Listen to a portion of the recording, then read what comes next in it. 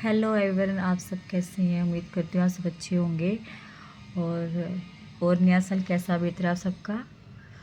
चलो आज छोटी सी कहानी सुनाती हूँ मैं आपको, बहुत अच्छी कहानी है। तो सुनो ध्यान से।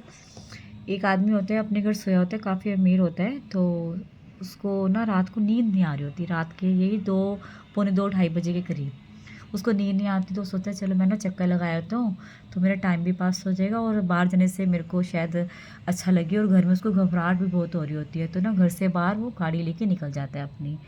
वो गाड़ी निकल लेके जब घर से निकलता है तो वो रास्ते में क्या देखता है कि गुरुद्वारा खुला हो, क्योंकि 2:30 बजे गुरुद्वारे में ना बाबा जी का प्रकाश हो जाता है। तो गुरुद्वारा खुल जाता है रात को।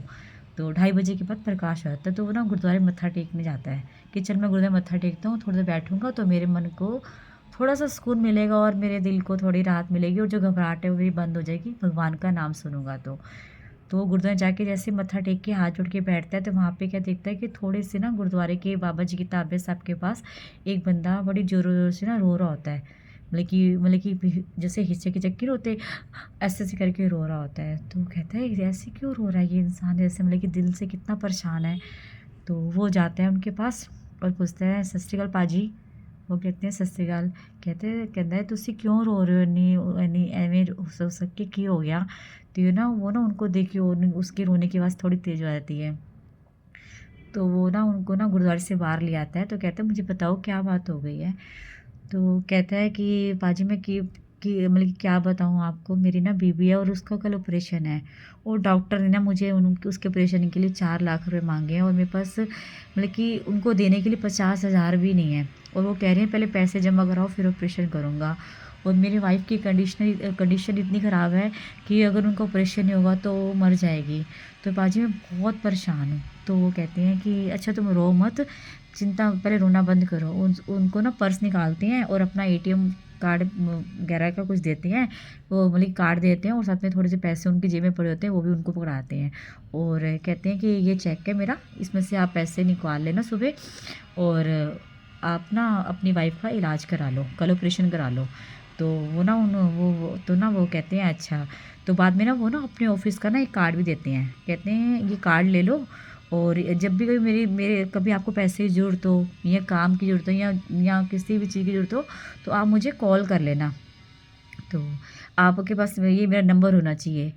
तो वो कहते हैं कि मुझे वीर जी इसकी ज़रूरत ही नहीं, मेरे पर आपका नंबर है। तो कहते हैं मतलब समझा नहीं, मैंने तो कभी आपको पहले कभी देखा नहीं और ना ही मैंने कभी आपकी पहले मदद की है। तो आपके पास मेरा नंबर या मेरा पता कहाँ से आपके पास है? तो बोला जिस भगवान के पास मैं आया और मैं रोया, ऊँची-ऊँची रोया भगवान के पास कि भगवान कुछ तो ऐसा कर दो कि मेरी वाइफ़ का कल ऑपरेशन हो जाए।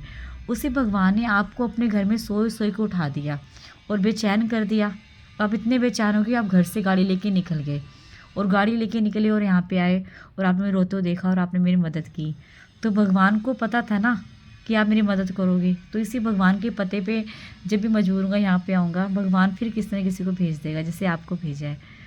तो आपका पता भी मेरे पास है और आपका बहुत बहुत थैंक यू, आपने मेरी मदद की। आपका मैं एहसान कभी नहीं भूल पाऊँगा। इस कहानी से हमें क्या पता चलता है पता है आपको? इस कहानी से हमें ये पता लगता है कि जब हम अपने सच्चे दिल से अपने रब के आगे रोते हैं ना, तो भगवान हमारा कोई ना कोई सिला हल कर देता है, मसला हल कर देता है। किसी न किसी को भगवान अपने रूप में भेज देता है। और इसलिए दिल से भगवान के आगे अरदास करो। अगर तुम कोई किसी कारण परेशान हो, दुखी हो या तुम्हारे घर में कोई परेशानी है, तो रब का पल्ला पकड़ लो। रब रब का पल्ला पकड़ने वाला इंसान कभी भी ना दुखी नहीं हो सकता। इसलिए आप रब के आगे रोना, जब भी रोना। और जब इंसान ने अपने रब के आगे एक भी आँसू बहाया ना, तो रब ने सच्चे दिल से उसकी मदद की है। देखा इस वीर जी की मदद कैसे उस बंदे ने की आके। उसको अपने घर में नींद नहीं आ रही थी, वो उठ के आ गया। तो मैं ये कहती हूँ कि भगवान के दर पे रोज़ जाया करो, माथा टेका करो, मंदिर, मस्जिद, गुरुद्वारे, जहाँ तुम्हारा मन टिकता है वहाँ जाओ और वहाँ बैठो। थोड़ी देर भगवान को दो। ज़िंदगी में भाग-दौड़ तो कभी भी नहीं ख़त्म होती इंसान की। जब तक इंसान पैदा होता है, बच्चा होता है, तो तब तब तो वो चलो माँ-बाप की शरण में रहता है, तो काफ़ी टाइम तक अच्छा ज़िंदगी बिता लेता है। जैसे-जैसे वो जवान होता है उसके बाद उसकी ज़िम्मेदारियाँ कभी भी नहीं ख़त्म होती।